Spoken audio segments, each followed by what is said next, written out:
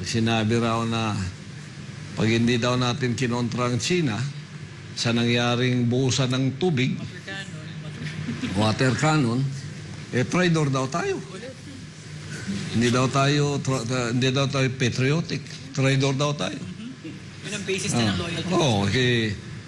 Lahat inarangkada na niya pro-China. Mga pro-China. Hindi naman tayo pro-China. Friend of China. Yes. But I'm not pro-China. I'm pro-Filipino. Wow. Yes. Pro-Philippines ako. Yes. Oh, friend of China. Yes. Oh. If China initiated friendship with me, who am I to reject it? Silang umuna nakipagkaibigan sa akin. Di ba? Yes. Oh. Ito namang pinagkakaluyo-loyan mong bansa, sila naman ang umunang nangaway sa akin. Sino naman akong magkakandaluhod sa kanila para himurin ko ang puwit nila? Hindi ako, ang iba, sabi nila, ako daw ang unang nangaway. Hindi, ako ang unang inaway. Yes. Pag inaway mo ako, makikipagkaibigan ba ako sa'yo? Oh, you're pushing me away. Tapos kakaibiganin kita. Kalukuhan yun. Pero itong isa, nakipagkaibigan sa akin. Hindi ako pro. Huwag mo ko idamay. Hindi ko i-avoid ang makikipagkaibigan na tutulong sa akin. Sino man siya. At hindi ko rin uurungan ang makikipag-away sa akin na hindi ako nauna. Hindi ko sila urungan din kahit Goliath ka pa. Kasi ikaw ang umuna eh. You draw the first blood eh. Hindi ako unang umubuso sa'yo. Ikaw. Hindi kita urungan. At ito namang unang nakipagkaibigan sa akin, they sought my friendship, hindi ko naman sila i-reject. Kakaibiganan ko sila. Oh. At ang pagkakaibigan namin, may equality. Yes. Mayroong respect. Yun ang binabantayan ko sa friendship. May mutual respect.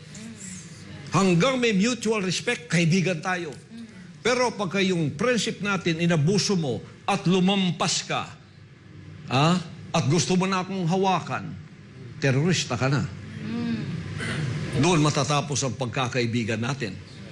Pag ang pagkakaibigan natin naging one-sided, inabuso mo ako sa pagkakaibigan natin at gusto mo kong hawakan ng liig at gusto mo kong sumunod sa iyo, duduraan ko na yung mukha mo.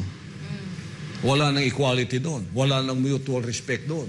Pag iyon, pinayagan mong relationship na abusive na ganyan at hindi ka pwedeng kumalas dahil natatakot ka, ang kaibigan mo ay terorista.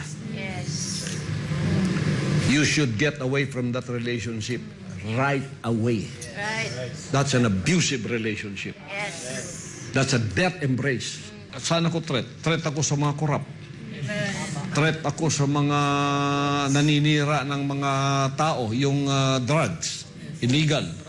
Threat ako sa digmaan, yung gera. Kasiraan yan eh. Threat ako dyan. So yung pro-war, yung mga warmongers, galit sa akin. O hindi na sila kikita kung wala ng gera. Di ba? Threat ako sa kanila. Oh, because I am for peace. Amen. Kaya yung lahat ng usapin, di pa kayo natuto sa First and Second World War na dapat iyon hindi magpapasimula kung nag-uusap lang? Oh. You can talk until the end of times.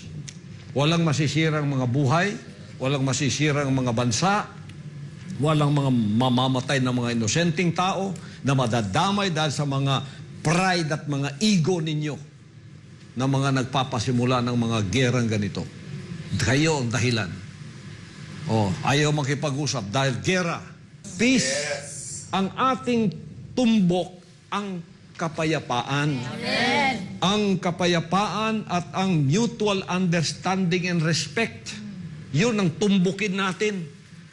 Huwag yung barabara tayo. Tapos dahil may backup ako, backup ko, maraming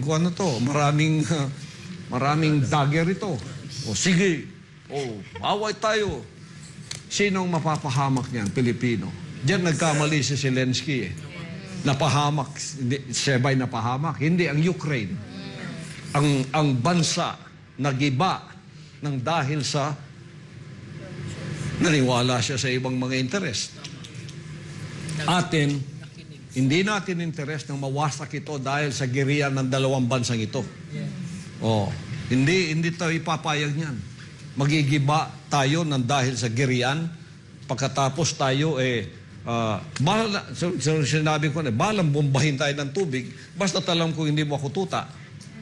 Pero hinahalik-halikan mo ko, tapos tuta mo ko at gagamitin mo ko sa lahat ng bagay na gusto mo. Magkahiwalay na tayo dyan. Hindi ako papayag dun.